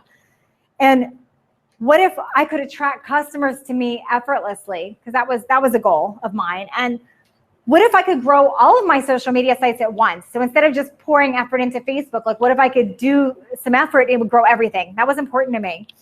And that's what I wanted. And I don't know about you guys if that's some of the stuff that you think about, but that's what I wanted for sure. Jen's nodding her head, yeah, so you get it. And I wanted to attract the kind of person I wanted to work with. I was tired. I didn't want to deal with the ogling guys that were like, take off your shirt. Like, I don't care. I don't want to talk to you, or the hater or the negative person. I wanted to attract who I wanted to attract, that person that's in my demographics, that fits that description, that has that excuses or solutions mindset. I wanted to attract that kind of person. And I wanted to grow my YouTube views and my Facebook views because I knew if I could grow those views, it wasn't about this number, but I could get more eyes on my stuff. That was a goal of mine. And I wanted it to keep getting better over time so I can attract more people when I had a good post. That was really important to me. And I really didn't want to have to think of new original content every single day. And I make this joke because I do these 15-second videos on Facebook every morning. And when I first started that, I had no system in place. So it used to be, you know, me waking up at 6 o'clock and Brooks would be snoring, and I would be like, I have to do a video right now. I gotta look cute because it's gonna be on social media, so I can't just like put my hair and go. So I'd like have to put a colorful outfit on and look cute, and I'd put a little makeup on, whatever, and then I'd have to get someone to film it because I can't do it myself. So they didn't have selfie sticks yet. So I'd wake up Brooks and be like, hey, we need to film a video for Facebook. Huh? Come on, or Instagram or whatever. I need to film a video. All right, so he'd get up and he'd have to make his breakfast and get into it. And I'd have to like come up with a new exercise that I hadn't shared before. So I'd be Googling like new body weight exercises, and we'd film it after like an hour of like figuring out what I'm gonna film and what I'm gonna do and getting the lighting right. And then I would film it and then I'd put it into like an editing software and edit it. And it was like frustrating. Like, okay, now I'm like an hour and a half into this or 2 hours, or I didn't like the way Brooks filmed it. So like, hey, I don't look good. Can you film it again? Really? Okay. Like I'd make him film it 10 times, then I have to edit it. And I have to add music now. I got to make it motivating. And I don't know about this. I'd spend like all this time on this stupid 15-second video, right? So now I'm like 2.5 hours into this video. And I'm like, did I post this exercise last week? I don't remember. Okay, so whatever. I'd go through all this trouble and I'd post it. And then like I'd get like 20 likes. And then I'd refresh it, like one more. I'm like, geez, no one cares about my post. And then guess what? The next day, I had to do it all over again. Like, that didn't really make sense. And then she made me film it. Oh, yeah, and I make her film it. That's right. So but it's like every single day. I was like, I want to do these videos. I know they're effective, but who has the time to seriously, like, get up every single morning and come up with a brand new thing and then do it all again each day? So I knew I needed to create a system that makes things usable and would make sense. And I wanted to reach more and more people. And I found what was going to help me with all this. You want to know what it is? You probably know because the title is this, but it's my Pinfinity concept. And I want to explain what that is. And it stems from Pinterest, but it doesn't just involve Pinterest. And I say Pinterest because Pinterest is mind-blowing. It saves time. It's very targeted. It attracts the perfect customer. It drives traffic directly to your website. It educates customers without selling. It gets you massive exposure. If you look at your web analytics, anyone in here that has a website, that has a Pinterest account, you will be shocked to see how much comes from Pinterest. It blew me away. Like when I saw that, I'm like, what do you mean all this traffic comes from Pinterest? Like, it's crazy. Or you Google anything with your name and something you've done and Pinterest comes up. It's amazing. That doesn't happen with Instagram. It grows other social media platforms and it lives forever. Remember earlier I said, I want my content to get better over time. Call it the CBOT, content value over time. I want a content to get better over time, and Pinterest does just that. It does just that. So I was just like you guys thinking I need all this stuff, and Pinterest allows me to do that. I'm going to show you how. And it's super fun, super fast, and it's very easy. Who's on Pinterest right now? Okay. It's really, and a lot of us use it for our personal stuff. We don't even think about it for business, right? We're like crafts, Halloween costumes, makeup, right? It's a gold mine. Everybody's so concerned with Instagram and Facebook, and it's like they're missing this whole platform on Pinterest because it's all, they think it's just crafts and makeup, but that's your opportunity right there, okay? Okay, so with Pinterest, it's possible. And I'm gonna share with you, I'm gonna teach you some things. And just to let you know, I did nothing on Pinterest before I dove into this. So I had a Pinterest account that had, I don't even know, it had some followers on there, but I had hired, and this is a true story, Natalie can tell you, I hired somebody Natalie recommended to grow Pinterest initially. She's like, I got this Pinterest wizard girl, like she's in, I don't know, some country I couldn't pronounce, but she will do your Pinterest. I'm like, all right, whatever. So I checked in, I gave this girl overseas my Pinterest access, and all I knew was every day there was action on it. I'm like, okay, I never paid attention to what was happening, I just saw there was action on it. And I'd see things were growing, activities happening, all is good. Until I started realizing I'm having all these other social media problems. And I'm like, you know what? I'm going to dive in and learn what I don't know yet. Like I'm going to dive into Pinterest. I dove in and I was shocked at what was going on there. I could not believe the stuff she was pinning on my Pinterest that had nothing to do with what I do. It was just a bunch of spam and junk and whatever. And that's because I wasn't paying attention to what was happening. So I spent probably 3 days just deleting boards, cleaning it up, erasing everything, cleaning up comments, deleting. If you go to my Pinterest account right now, it'll say that I have 9,000 pins, and I do not have 9,000 pins, but that's still showing from the stuff that this girl did before I deleted everything, because it's out in the Pinterest space, Google someplace.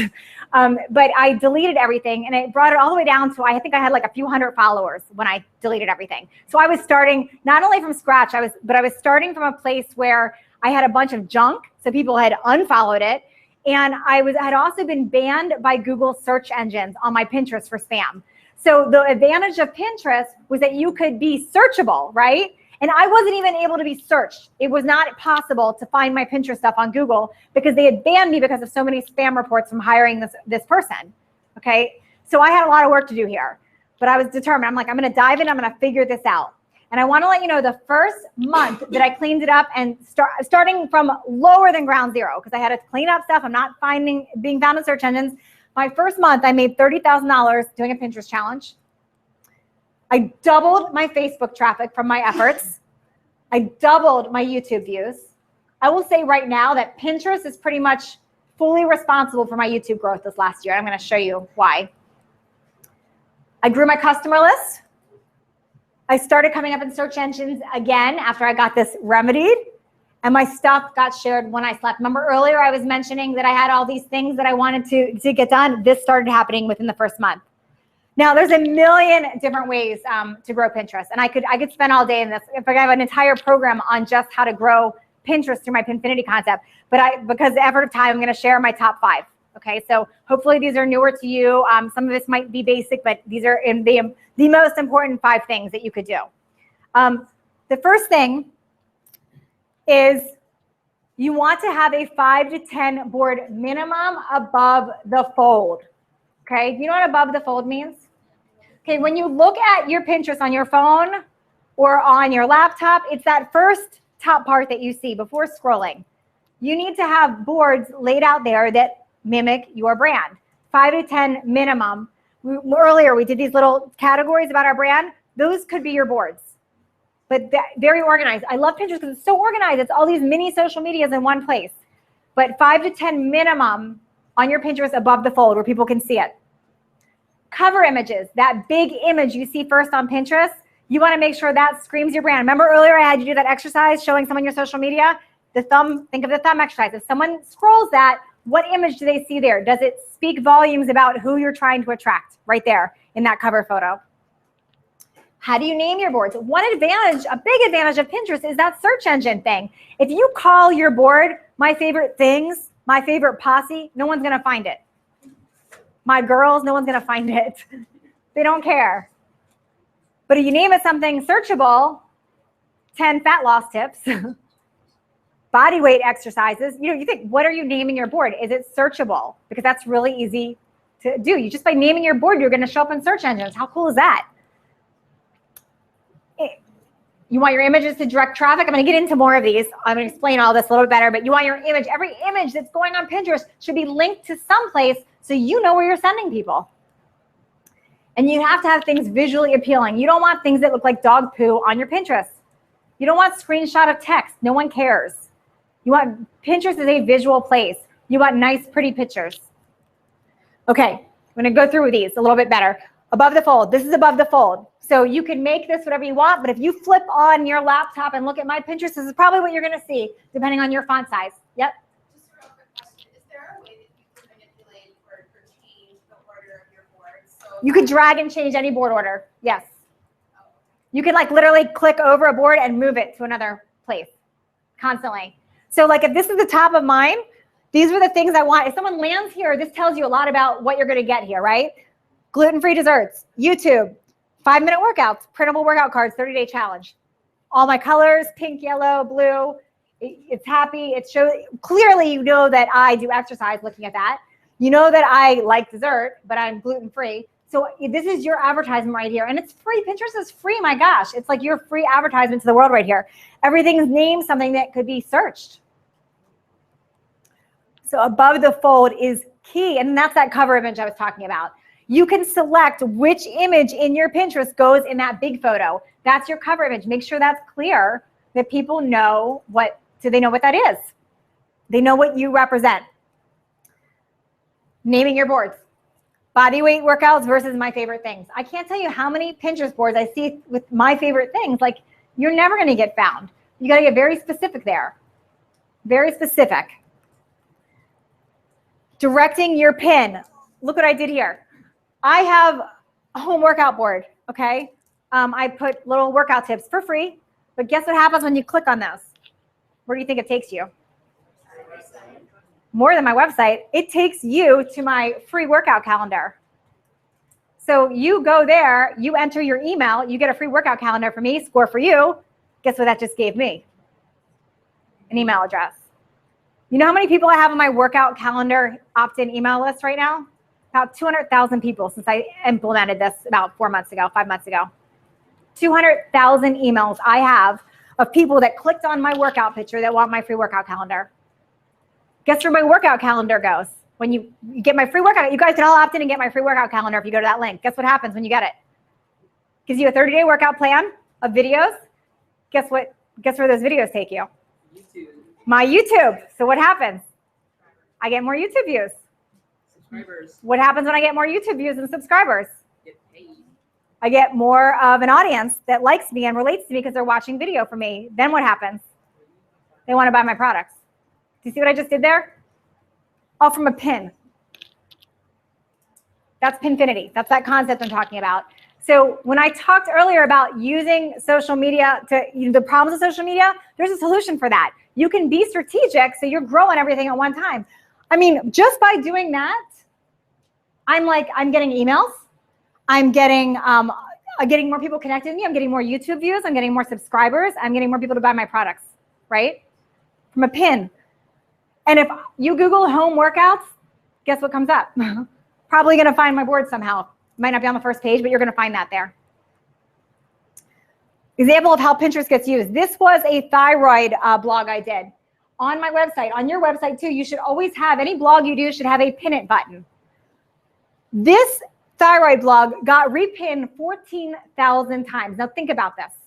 14,000 times. Now my thyroid blog, because I'm smart with this, has links in it. It's a very informative article that I wrote, but there's links to all kinds of programs that I sell in there, okay, or affiliate things, whatever. It's all in there. When this gets repinned, well, let's take the average Pinterest user, not a business person on Pinterest. Average Pinterest user probably has 100 people that follow their boards. 14,000 people repin this. Multiply that times 100. How many people saw my blog? How many people buy products from me by clicking on that link? Guess what happens when you go to that thyroid blog? You buy my programs, products I use, everything is in there. And I was just sharing free information on Pinterest or on my blog. So I want to show you how powerful Pinterest is. It's huge. I talked about visually appealing pins. These are visually appealing. You would stop and look at this in a feed. It's interesting. It tells you cool vacation, yummy dessert, cute outfit, right? That is not visually appealing. What the heck is that? Is that appealing? Looks like dog poo. I mean, really? So think about what you're pinning. Don't just pin stuff to pin it. What's your goal here? What are you trying to do? That's not appealing. Do something like that. Give something of value. I could put a whole recipe there, right there. I'm still sharing what's in it. People click on it. Guess where that one takes you? 10 free recipes from me. So I get your email. You get 10 free recipes from me. Guess what happens when you get my 10 free recipes? There's more links in there to buy stuff from me. And I have your email now. And I know you're interested in recipes. So I can email you all kinds of things, right? So there's endless possibilities with Pinterest. There's endless possibilities with Pinterest. The main thing is I want you to know that all of this, it links together. I mean, this YouTube thing I did with Pinterest is one example. But you can use Pinterest to connect everything. There was a time I was trying to grow. I wanted to test it on Facebook because before I developed my Pinterest program, I wanted to test, can I grow all social media with it? So I tried all different little things, my morning video clips.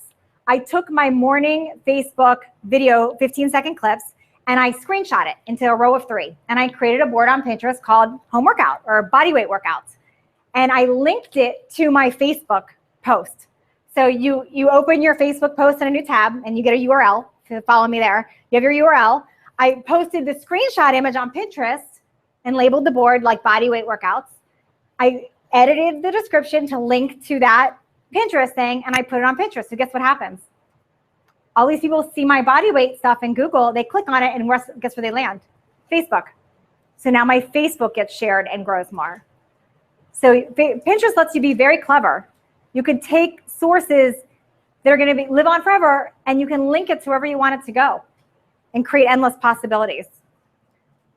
So you don't have to figure this out alone. You know, I just want to show you that those are a few things I wanted to show you. I do have a program, and I just wanted to, because I have to at least share that if you're interested. I do have a program where I teach you how to maximize your time on Pinterest, how to generate SEO, how to build your business while you sleep, and how to attract more customers. So I wanted to share those first 5 tips with you. But I do have a program if you are interested in that. Now, I talked about Facebook. I want you to look at this right here. This is when I implemented Pinterest. Here's my Facebook growth, plugging along. Look at that. Do you see that right there? You know what that's from? That's the month I implemented my Pinterest challenge. 1 month, I did a Pinterest challenge. I made $30,000 and my Facebook went like that in 1 month from implementing this concept. This is so powerful. People so underuse Pinterest, or they go on social media without a strategy. I built social media initially just from what I said earlier. You know, you're connecting. Once you have it down, you got to be smart about it. Like, how can I maximize now? How can I maximize? You cannot be in all places at all times. Is it smart for me? Is it smarter for me to be on Instagram all day coming up with the next cute selfie? Or is it better to strategically put some thought into Pinterest where I can maximize everything? You know, you want to start thinking like that. For me, I mean, and for so many others I've helped train with this now, I mean, this was just huge. I mean, my Facebook growth went crazy from that. So I'm not a techie at all. So if you are interested in my Pinterest program later, I teach you everything from a non-techie level. I am not a graphic artist. Natalie definitely knows that. She saved me many times on other things. I'm not a techie or a graphic artist. But I teach you how to do like the basics, like how to make an image for Pinterest. If you guys ever seen a screen share where you sit there, like it's like I'm sitting there on my computer, you can see what I'm doing. I show you through screen share tutorials how I change the URLs and how to rearrange your board. Somebody asked about that. And I'm basically like your own Pinfinity godmother when you're in there. I'm like sitting there telling you exactly how I do it, talking like this. There's nothing techie about it. So if you're a total techie, you probably will not like it because I'm literally talking just basic. I probably don't even use all English words. I don't know. I make things up like ding dong or whatever. But I do show you because I do believe that Pinterest is so much easier than all other platforms and it's the best use of time. If you're going to pick one place to be, I say be everywhere, but if you're gonna pick one place to concentrate on, I would do Pinterest because it's so powerful. And I have less following on Pinterest than anywhere else, and it just doesn't matter because it's so powerful what I've gotten from there. And you could do it, and I show you how on that. So if you guys are interested, I'm gonna pass something out in a minute because I go through, I have this online academy. This is what it looks like. For those of you who've ever done an online academy, you log on, and it's like taking a class that you could do anytime on your own time. You click on like module 1, module 2, it takes you through everything and you do it at your own speed. So you can, if you're interested in a class like that. This is a membership software, yes. By the way. You can kind of get the one-time purchase price. But this changes your business, you guys. It changes your business if you're interested in that. Now, you could totally, I don't want to like, of course, I am a salesperson, I'm not gonna lie. So I do have a program here that I do sell and I'd love for you guys to do it. But I want to say this, you don't have to do my program. If you do those initial things I just showed you, that little step alone is going to be so powerful for you to dig into. So you don't have to buy my program. You could take that initial information. I mean, just that little tidbit about the YouTube and linking it is so huge. And you guys there's room for all of us to do it. You know, there's a lot of people out there. So I don't want you to think you have to do that. If you want more, if you're already getting what I'm saying and you want to dig deeper, then I do feel like this program would change your life. And that's what I have here. And that's what Pinterest, and I want to have Penelope pass these out for any of you guys are interested, or she's got her headphones on now. I'll let you guys just take whatever you're interested. But if you want to, on here, It's usually $197, but you can cross that off. I have $50 off today on that program. And it's a very hands-on program for you, and it takes you through everything. So if you're interested, I'd love you to be part of the academy. You can fill that out. It's very detailed. Yeah, it's very detailed. So it's $147 for this group, you guys, if you want that. And you get a free branding book. So that earlier part I talked about the monetizing your brand online, everything I talked about, I have that in an ebook form, and you get that for free with it as well. So that comes with it, and that's normally $57. So it's free today also. Whoops. So that's what I got, you guys. But I want to answer your questions now. So what questions do you have? What can I answer about Pinterest, social media, anything? And wait, Penelope, come on. Wait a minute. I need your help here. You guys take a break. Will you pass these out for me? Penelope's going to pass these out while I'm here. They each get a bracelet and a card. Can you handle it? Yes. Okay. And I also bought another little present for you guys. If you want, I brought a sample workout for any of you that want it. I've got these right here. I'll pass these around too. But I'll take questions for you guys. Anyway, yep, go ahead. So in terms of content and your social media stuff, Yes. do you put a lot of the same stuff on your Facebook, on your Pinterest, or does it- Great question. Great question. Yes. Yep. Yes, however you want to pass them out, it's fine. He had a great question. He said, you want to say that again loud? Yeah. So My question was about the content for social media. Do you put different content on your Facebook versus Pinterest? Yes. Versus okay, so I use the same content in different formats. Does that make sense? Yes. So let me give you an example. So I'll take YouTube, for example. I put a new YouTube video up on YouTube, right? The first thing I do is I make a printable workout card from my YouTube video. So I have a graphic artist that goes in and screenshots cool exercises, listens to it, and writes a printable workout card. If you go on my Pinterest account right now, you would see a board called Printable Workout Card. And all of those have these little Pinterest cards of the actual workout I did on the YouTube video in a card form. Okay, so that's how the YouTube goes to Pinterest. Then I take a square image of that card and I put that on Facebook or sometimes Instagram. And it says, hey, new quick mini butt workout is up. And if you go to my Facebook, actually right now, today I have one that I put up earlier today, doing exactly that. It says like new full body workout is up. Get the detailed workout, repin it, save it, or share it here. And I put the Pinterest link. So then you go to Pinterest, there's the long one. You click on Pinterest, you go to YouTube. It's making this pinfinity, this infinity thing. I also take that card and I put it on my blog. So I have a blog that details the whole workout. And on the blog, guess what happens? It says, pin this workout here, and it points to that card, right? Or it says, get my detailed workout calendar.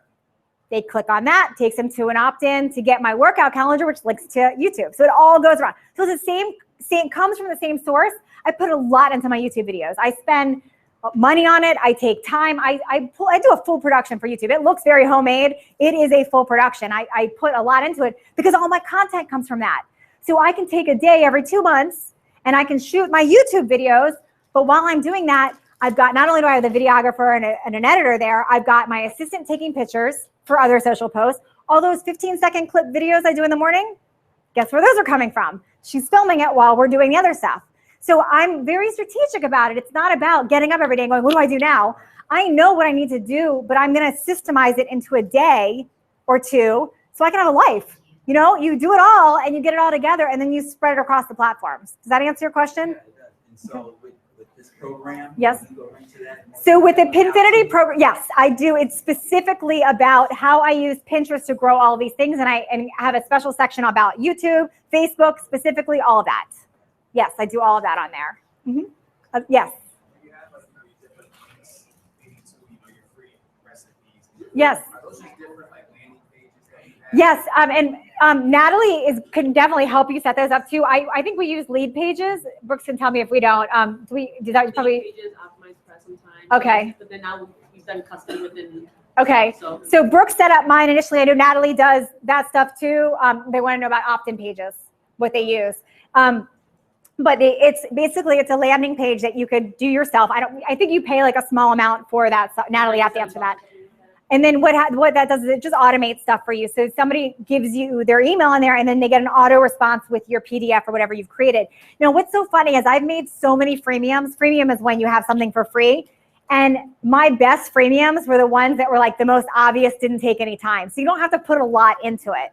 Going back to like your 30-day challenge, Yes. how you incorporated that, Uh-huh. how did you strategize that as well as webinars?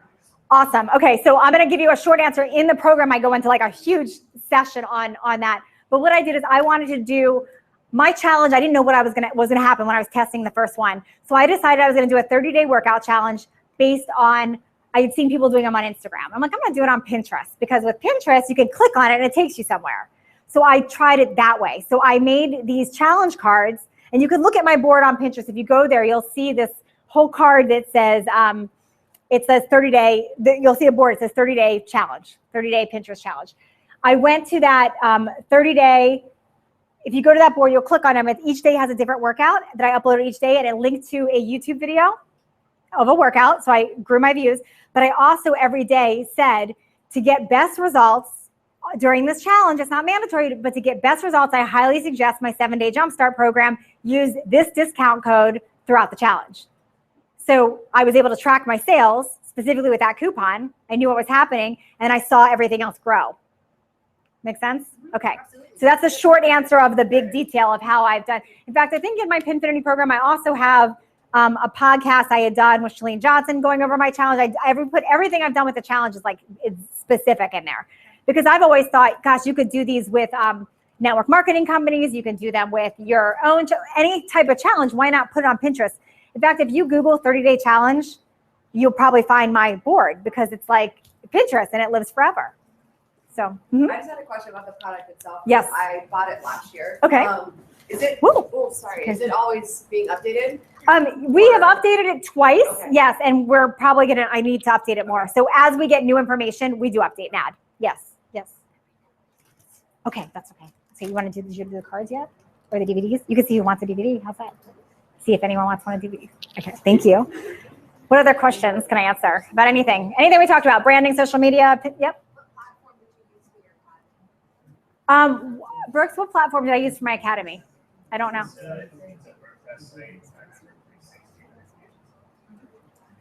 And Natalie definitely can help build. You could help build that stuff. My answer to everything is it goes to Brooks, because he built stuff initially. Now my answer is like Natalie. I go to Natalie for like everything now. She knows, because when you. I get her. I know exactly what she. Yeah, and when I go to my husband every day about stuff, it's like we end up. It's a nag thing. So I gotta let him do his thing. I do my thing, and I go to Natalie. It's perfect happy medium. So if you do want like technical help on like the actual those things, I highly say just go. She's got it down. She's like I call her like Gucci project manager. That's what she is. Like a Gucci project manager. She like gets things done and it's perfect. So yeah. Any other questions I can answer? Yes. Yeah. So I'm a trainer. You know, I work in the gym one-on-one. I want to go online. Part of my training philosophy is that everybody's unique and different, and you can't give everybody the same nutrition and or exercise program. How do you reconcile? You say exactly that. You say that in your programs and your videos. You guys, everyone is completely different, and you can't. So I'm going to give you guidelines. You have to take this and customize based on that. You have to just be honest and real. My 7-day Jumpstart has helped. My 7-day Jumpstart has helped so many people. That one program had made over $1 million. Okay, it's been now revised, and I put a lot more into it. In fact, I've named all my DVDs off of that. It's like a 7-day Jumpstart series, and my book deal is based on 7-day Jumpstart. It's grown from there. I have never once promised that this is customized for anybody. But I've been very real. This is how to unprocess your diet, how to eat for health. These are the steps you take. You need to take accountability for your own hunger though, and body weight goals and all of that. So you're just you be honest. You can never go wrong just telling the truth and being honest. There's nothing, and this is different if you're like competitive dieting. I understand that's very, very specific. But for the general masses, or you have to think about who you're hitting, there are some basic things that that will help people regardless of them, regardless who they are, right? And that's the information I share. So, yes. So for someone just starting out, would you recommend them build a customer base first and then the product, or have a product and Nope. I always recommend share your brand and your knowledge first, build, and listen to your audience about your product, because I created so many freemiums of what I think people would want for free and to opt in. Those are like not at all. My 2 best freemiums are my 10 free recipes and my workout calendar, hands down. They took me the least amount of time too, because that's what people asked for. People wanted a way to use my YouTube videos. I did a calendar. It's like, it was a no-brainer, and it's helped so much. It helps them, it helps me. People love that calendar. They wait for it. They start emailing support if they don't have it in their inbox like the minute it's supposed to be there. So, but that worked for me. That may not work for you. You have to listen to your audience and give them what they want. But your email list is so important, and so is who you're attracting. What else can I answer? Yep. When you're uploading images for Pinterest, I know you can share them from your site, like directly from your blog, or you can upload them from your computer. Yes. Which is better? There's no right or wrong. You do both. With Pinterest, you want the long, skinny cards. That's the goal, is these long, skinny. If you look at Pinterest, everything's very visually appealing and that long, skinny. So if you pin from your website, chances are it's not going to pull that image, which is maybe not, so that's not the best. So you want something there that people can pin if they're on your blog. But I like to typically upload myself and then link it to where I want it to go. Okay. And there's schedulers, by the way, and I talk about all that in Pinfinity too. Like, I use a scheduler now for Pinterest, so I don't even have to manually go on there every day. I can schedule or have scheduled 2 a day. So if you think about this, like, I'm all about, I want to have a life and enjoy my husband and my daughter, and I want to have a life. And you can't, I still have a big following and presence on social media, but it's not because I'm sitting on there all day long. It's because I put some thought into it, and I take those few days a month or every other month to really hone in on that content, and then I've got a system in place to get it out there. But I shared that story earlier today of how I started, because I did not have a team. I did not have money. I did not have any of that. And you don't have to have any of that. You'll evolve that as you grow. You got to start, but that, even wherever you are, you start from there. Just like weight loss and getting in shape. You can't tell somebody who's 100 pounds overweight to go do the same thing you're telling someone who has 5 pounds to lose, but they have to just start, right? So you just start, and nothing has changed about my character or how I share or how I listen or how I create. It's just gotten bigger and better as I've grown. So that's important to remember. How many times a day are you posting on Pinterest? So Pinterest, right now, I just switched it from 2 a day to 1 a day. But I do recommend, as you're growing, getting it somewhat regular till you figure out. I do delete a lot of pins. So we track it now. I have one person in particular that is in charge of my Pinterest schedule and the analytics on it now. So she'll look at it every week, and we'll look at what's been repinned, what worked, what's shared. What do we want to take from that and share on Facebook now? Like, we have a strategy behind it. If something has 2 repins, it gets deleted.